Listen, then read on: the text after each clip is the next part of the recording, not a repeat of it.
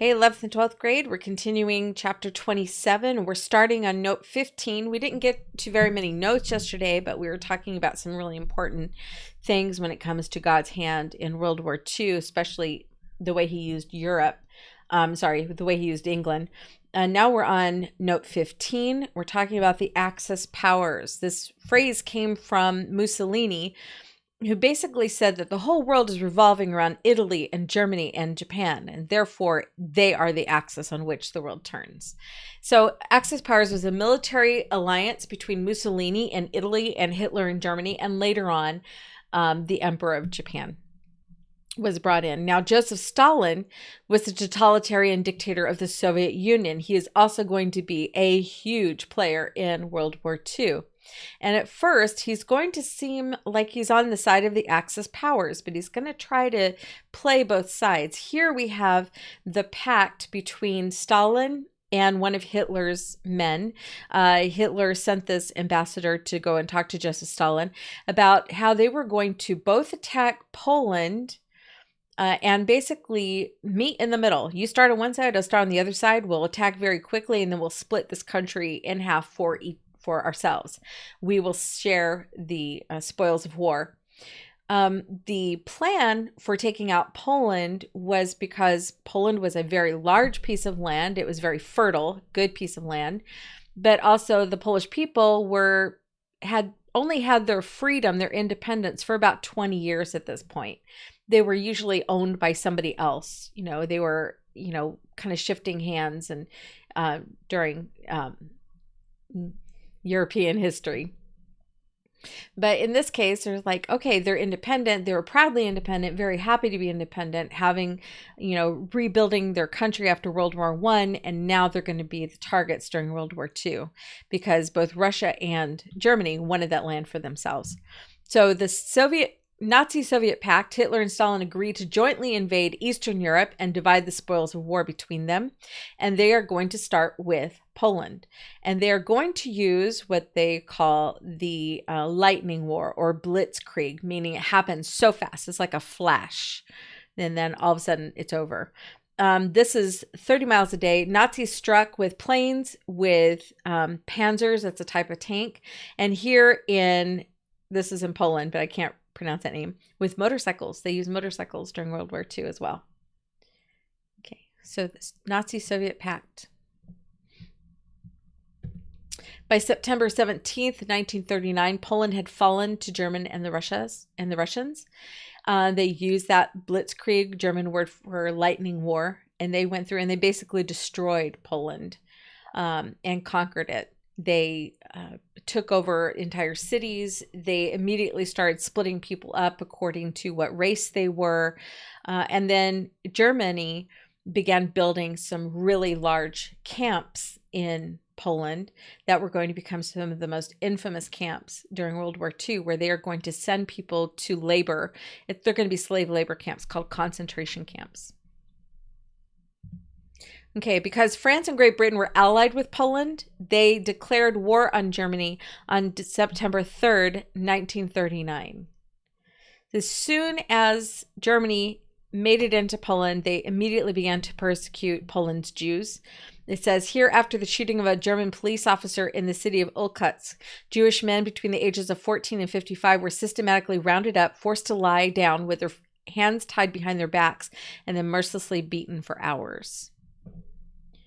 And many times they were also put into certain neighborhoods. Those neighborhoods were walled off, and those became known as ghettos, and they became thousands and thousands of families living in these very small apartments, all crammed in together.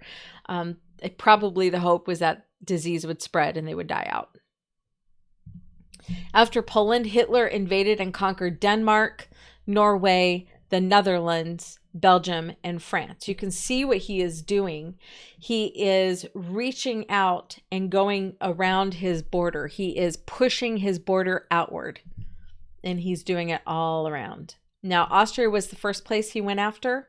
It's not in this list because it was this list was after Poland, but he went to Austria first, and then it's going to go into the others.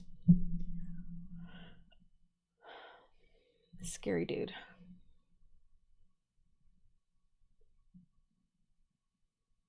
It's not like people are just welcoming him with open arms. That happened in Austria, and in some sense it happened that way also in Paris, in France.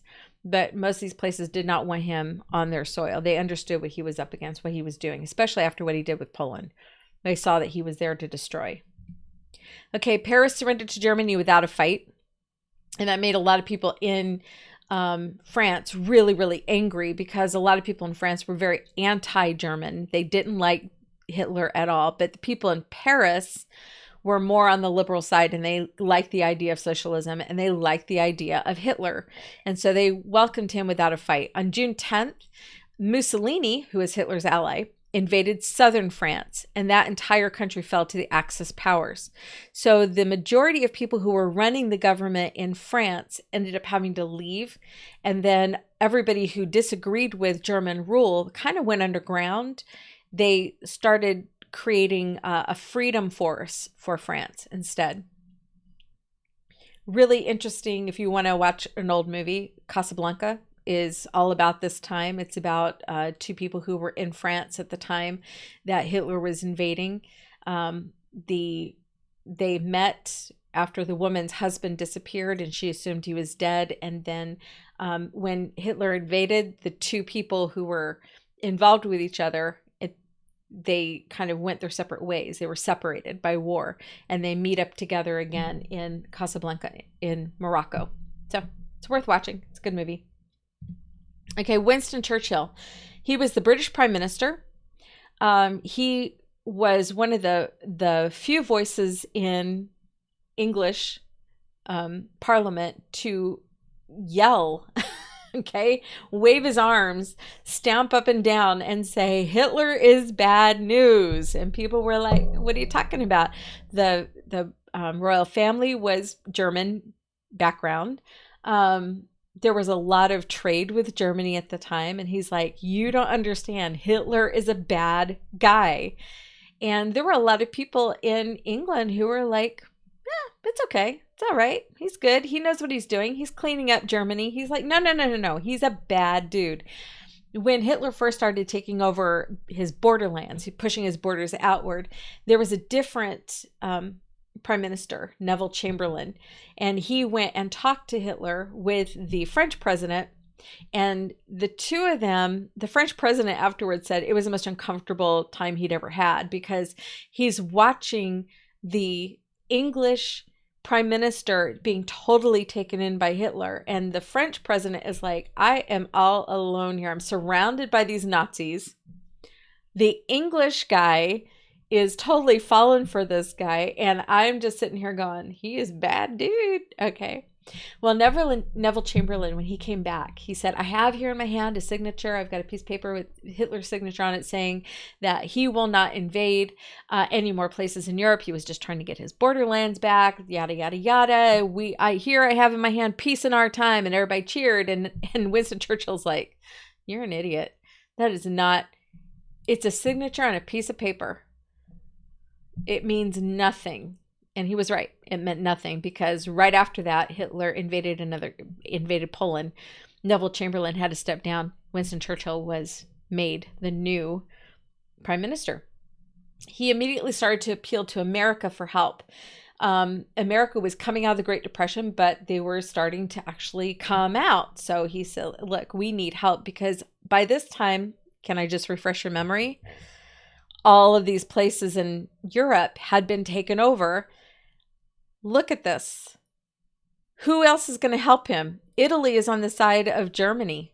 Spain is a fascist government now, because they actually had a fascist revolution before World War II started, and they were supported in that fascist takeover by Germany and Italy. So Spain's not going to be helping Great Britain. No. So you look at there's nowhere to go. So the United Kingdom is saying, okay, we need some help from somewhere. Who can we turn to? Our relatives in the United States, because, let's face it, we came from England, we're related. We are England's child that grew up and became independent adults. So Isolationism. In England, in the United States, you had people who wanted a hands-off policy. They had already fought through World War I. They didn't like it. Thank you very much. We don't want to be part of this. We want to be independent and completely hands-off when it comes to world affairs. The America First Committee was formed by a group of college students and by a very specific American hero, a man named Charles Lindbergh. They wanted to avoid another world war. They pushed the idea of creating a fortress America to protect the United States while staying neutral.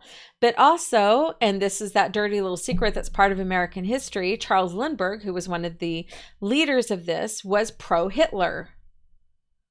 Why? Because Charles Lindbergh was a German American. He saw Hitler as a savior to his people. He saw Germany expanding its borders as a good thing because that's the country his family had come from. So he was pro-Germany expansionism. At the same time, Henry Ford was also pro-Hitler. Why? Because he agreed with some of Hitler's economic policies. They liked the idea he was bringing people out of an economic slump.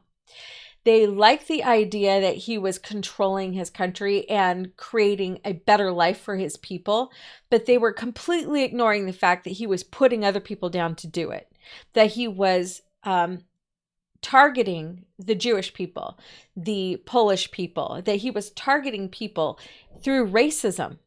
And as a result, you have Henry Ford and Charles Lindbergh, big names in American history, and they're saying Hitler's doing a great job. Now, we look back on that now and we're like horrified by this. But keep this in mind. You've got to give these people a chance to wake up, okay? They made a mistake. They made a huge mistake. They made a gigantic error in judgment. But the truth is, the two of them are eventually going to change their tune.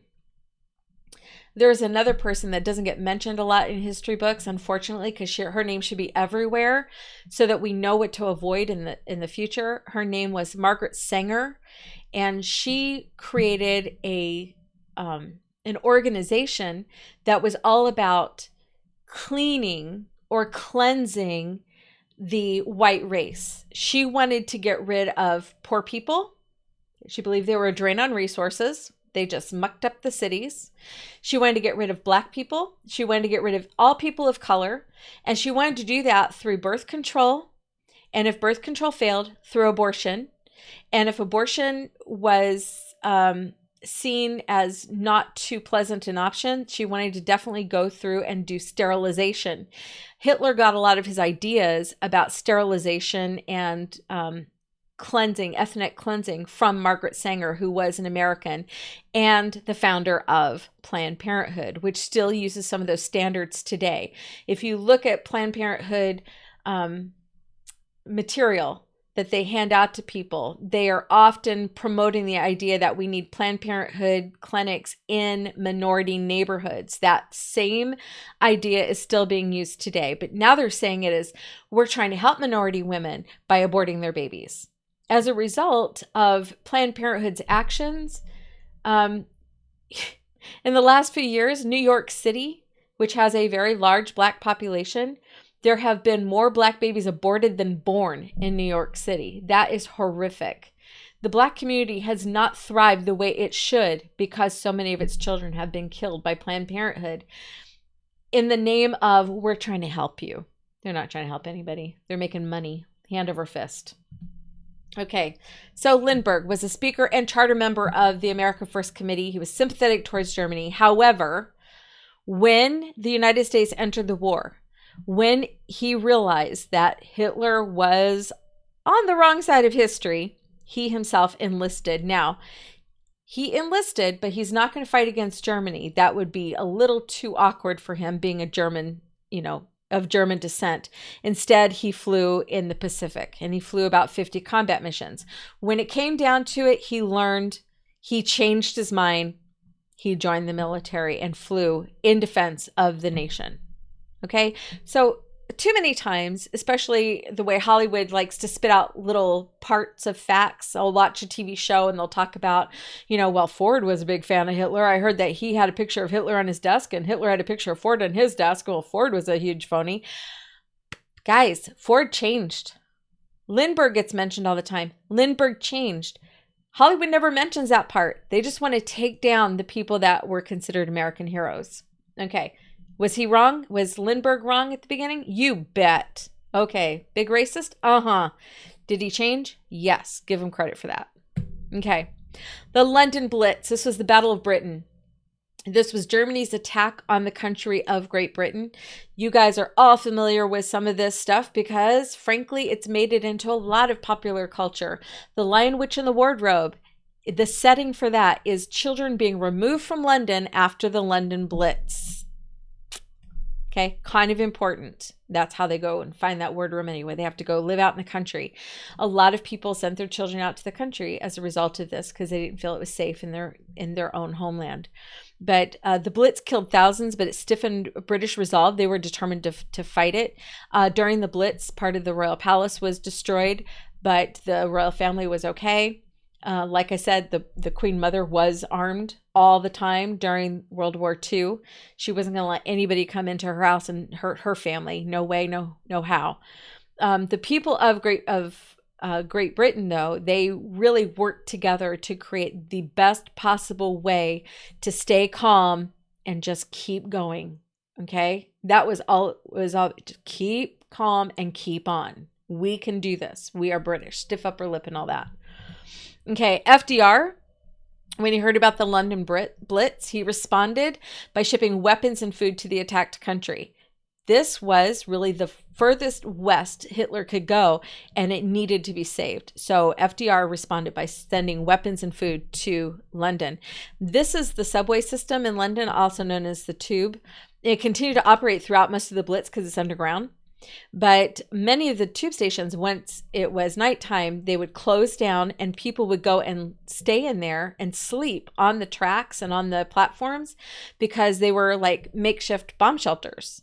They were so far underground that people could be safe. So if your house was destroyed, you could go sleep in the tube at night.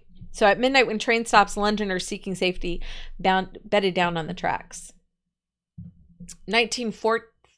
By 1940, the RAF, that's the Royal Air Force, had cleared the sky of German planes. The British had won the air war. A lot of the people in the RAF were British, but there were also people who were Canadian, and a lot of Americans actually moved to Canada specifically so they could join the RAF and be transferred to Great Britain because they wanted to fight against Hitler right from the very beginning. This is a downed German Messerschmitt. It's a plane. It was left in the streets of London as a morale boosting exhibit so people could come and see the plane that their men shot down. Okay. And to provide evidence that the Royal Air Force was holding its own during the Blitz. The Lend-Lease Act. This provided billions of dollars in loans that allowed allies to purchase American weapons and food. It was basically, we will lend you all of this stuff and you will pay us back over time. Okay. And this was part of the way the United States could support the Allies, Great Britain, the Free French, who were still underground, prevent them from being taken over by the Germans. Okay, on June 2nd, 1941, Hitler launched an invasion of Russia. So that little love fest that those two had with that Nazi-Soviet pact, that disappeared, and now Hitler wants Russia. Well, if you've watched Princess Bride, you know that the only thing worse than fighting a land war in Asia is going against a Sicilian when death is on the line. This is what they're referring to. Napoleon tried it, and now Hitler's trying it, and both are going to fail miserably. Stalin was at war against Germany. Both Churchill and Hitler considered him now their ally against Hitler. The friend of my friend. Nope. The enemy of my enemy is my friend. Let's do that right. So the enemy of my enemy. If Russia is the enemy of Germany, then Russia is now our friend. So we became allied with communist Russia during World War II. Well, the Allies did anyway. We're going to join eventually. Okay, the Atlantic Charter. This laid the foundation for the formation of the United Nations. This is happening during World War II, and this is just mind-blowing because at this time there was an organization called the League of Nations, which was designed specifically so people could get together and talk and not go to war. Now we're in the middle of a war 20 years later after that charter, and they're creating another organization that has exactly the same type of charter, exactly the same kind of plan, and we are just basically, this is insanity. They're doing the same thing over and over again, expecting a different result. The United Nations was almost exactly the same, blow for blow, as the League of Nations. The League of Nations didn't work. They're thinking, but maybe now the United Nations will work. Hasn't worked. Good neighbor policy. This was a series of agreements in which Roosevelt agreed to consult Latin American nations before any American involvement in their countries. Well, yeah, that is a good policy because you should be doing that before anybody. But in this case, it's not talking about going to war. It's not talking about invading. It's talking about, before businesses can be set up. We want to make sure that we are on the same page, that we are going to be good neighbors and not just coming in, pushing people out of the way and setting up our own stuff. That makes sense. Good neighbor policy.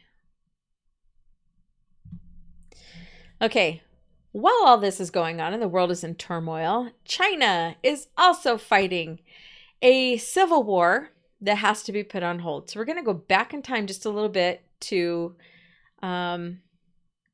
previous to 1937. There was a nationalist government in place in China. They had displaced their emperor. They had put a nationalist government in place, but it was brand new and people were still getting used to it. And then while that was going on, there was a Chinese influenced communist, Russian influenced Chinese communist who was also trying to take over and displace the nationalist government. So the nationalist government is brand new. This communist leader is trying to displace them, and he's doing that not through voting in the voting booth. He's doing it by attacking the outposts in China, attacking people in rural villages, and forcing the nationalist government to come and try and rescue those villagers all the way out in the outposts. So he was hurting a lot of innocent people to get the attention of the nationalist leaders. Now, while this civil war is going on between nationalists and communists, Japan invaded in 1939. Japan is very, very tiny compared to China, but they had a lot of really good technology. In fact, they were, way ahead of Chinese technology at the time. The United States sent aid to China. The leader now was Chiang Kai-shek, and he asked for U.S. help when Japan invaded. And the United States said, okay, we'll help you. We're not going to do a lot here. We're going to send you a little bit of help, some money, but actually there were mostly volunteers called the Paper Tigers. They flew, Claire Chennault volunteered, and he had a volunteered group of people who flew missions with the Chinese people. But one of the things the United States could do is they could cut off the exports to Japan when it came to oil. That's called a sanction. When you refuse to export something to another country, that's a sanction. The United States had an oil, crude oil has to be changed forms. Hang on, it's coming to me. Refinery, there it is. The United States had oil refineries in Indonesia, which is right, around the corner from Japan. So that's how Japan was getting its refined oil. It was getting it from Indonesia, and it's being shipped up into Japan. And Japan needed that because they didn't have any naturally occurring oil. They didn't have any natural resources like that. They had a lot of other resources, but not that. No oil. So the United States cut off all oil exports to Japan, hoping that that would stop their invasion of China. It did not stop it. And in fact, it just got worse. And the Japanese people, as they invaded, they also invaded little village areas, and they used terrorism as their way to fight because they didn't have really the manpower, but they did have the terrorism power. So they would force people to do really unspeakable things. They would torture people. it was really one of the most graphically horrific examples of man's inhumanity to man was the Japanese Holocaust that doesn't get taught the way it should. There was the German Holocaust, but there was also Japanese Holocaust, which was really, really awful. Japan ended up joining the Axis powers in September of 1940 because they were angry at the United States. Some people will go back to this point in history and say, so it was the United States' fault that Japan attacked Pearl Harbor because they cut off their oil supply. We are allowed to sell oil to whoever we want to. That doesn't give anybody the right to bomb the snot out of us. Come on, knock it off. Stop trying to make the United States look like the bad guy to everybody. Japan was the one at fault. They were torturing people in China. Our response was to say, we aren't going to sell you oil. That's about as calm an example or a response as you can possibly get. Okay, Hideki Tojo. This is the Japanese Minister of War. He insisted that the Japanese economy could not survive without imported oil, so they would get it from Indonesia after they destroyed the U.S. Navy that was in their way. Now, the idea was this. Indonesia was right around the corner. They could get it. Okay, they could get that oil. But while they were attacking Indonesia and compelling them to sell them their refined oil, the United States Navy would come up behind them because they were stationed in Hawaii, which is in between. Indonesia's in between Hawaii and Japan. Okay. So you have to think kind of in a big U. So when Tojo came up with this plan, we'll just go to Indonesia, we'll attack it, and we'll take that oil refinery for ourselves, and then we won't have to worry about sanctions. Other generals said, but what are we going to do when the United States retaliates because that's their property? And they said, well, what we should do is we should wipe out the United States Navy first, then we can get the oil without anybody fighting over us. And that's when the attack on Pearl Harbor happened. It didn't happen because the United States was at war with Germany. It didn't happen because the United States was at war with Japan. It happened because the United States said, you guys are invading a country next to you and you are terrorizing the people of that country. We are not going to sell you any more oil as a result of that, as a sanction. That's why they attacked. Okay. So they attacked Pearl Harbor, Hawaii, which was a military base in Hawaii. Hawaii was not a state, it was a territory at the time, but we had a military base there. So December 7th, 1941, the Japanese made a surprise attack on the United States naval fleet and airfield at Pearl Harbor in Oahu, Hawaii.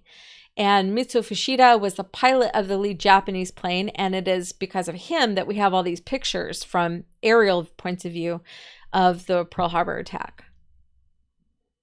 Mitsuo Fuchida was the top pilot for the Japanese, and he was great at strategy. Every time he led, the Japanese won. Every time. He had a gift. When he ended up getting sick with appendicitis, the Japanese lost. And it ended up being the turning point of the war. He wasn't there. Okay. So when you're done with this. Okay, just going to put this out there since you're in 11th and 12th grade. You guys can go on IMDb and you can research all the things for the movie Pearl Harbor. It's actually fairly accurate when it comes to the action of the actual attack on Pearl Harbor. There's like a romance and a buddy thing going on at the same time. None of that's true, but the attack itself is pretty accurate. Hard to watch because of its accuracy. But overall, good movie.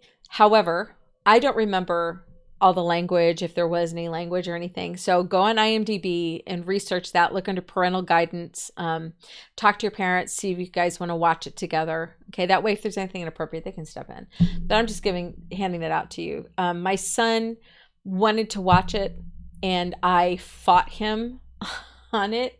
He's like, Mom, there's really nothing in it. It's not rated, really heavy or anything. Well, it's rated high because of the violence and everything. And that's when I had to confess to him. Because, when it's your parent, when you're a parent, you don't really want your kids to know how incredibly weak you are sometimes. I had to finally confess to him that I had a hard time with the attack on Pearl Harbor because of the drowning. And I couldn't watch that.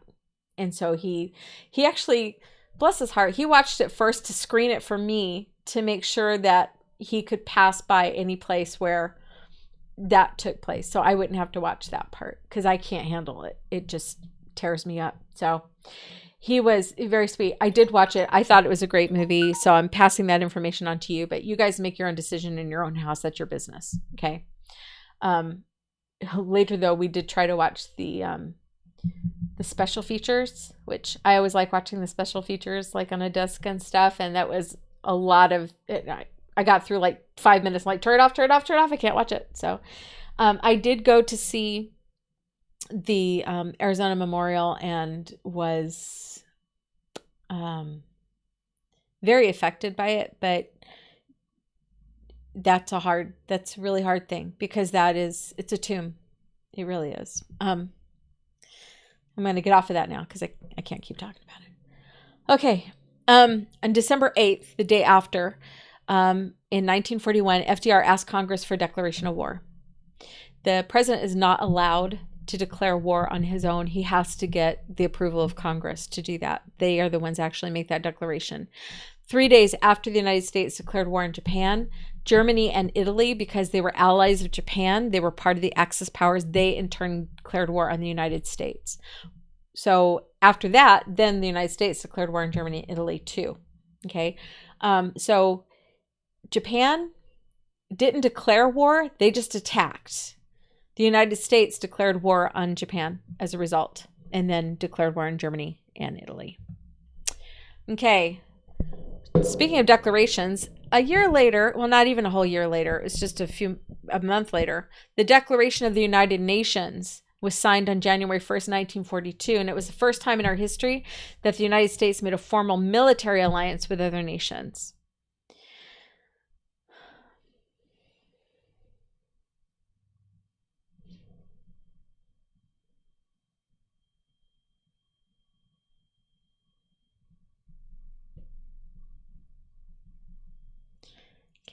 I'm going to go over just a little bit because we need to start wrapping up this year. Okay, let's see what's on 41 here. All the allies agreed to a grand alliance, coordinating their efforts against the Axis powers. So the allies here, you're seeing 3 of them. You're seeing Great Britain in the personhood of Winston Churchill, and then right next to him you see Franklin Delano Roosevelt, and then of course you see Stalin. They're all sitting for a reason. They're sitting for the benefit of Roosevelt, who contracted adult onset polio and was fairly paralyzed from the waist down. He could wear braces and support himself that way. The majority of time he was in a wheelchair, but he didn't like to be photographed in a wheelchair because he felt that wasn't showing a powerful presence to the American people. And he was in a great deal of pain a lot of the time. So he would undergo he would go to like hot springs and go through water treatments and things like that. But yeah, he spent most of his time as a president in pain because of this polio. Okay, we are actually going to stop right there. So we'll stop on 41 and we'll pick up again on Thursday. I'm going to go do the last of my reading for words, and then I will be making a words little rundown for you for literature. So that will be, I'll make that today and you guys can look at it anytime. Just keep it up. We will finish this year for sure. I'll make sure that we do. And I will talk to you again Thursday. Have an awesome day.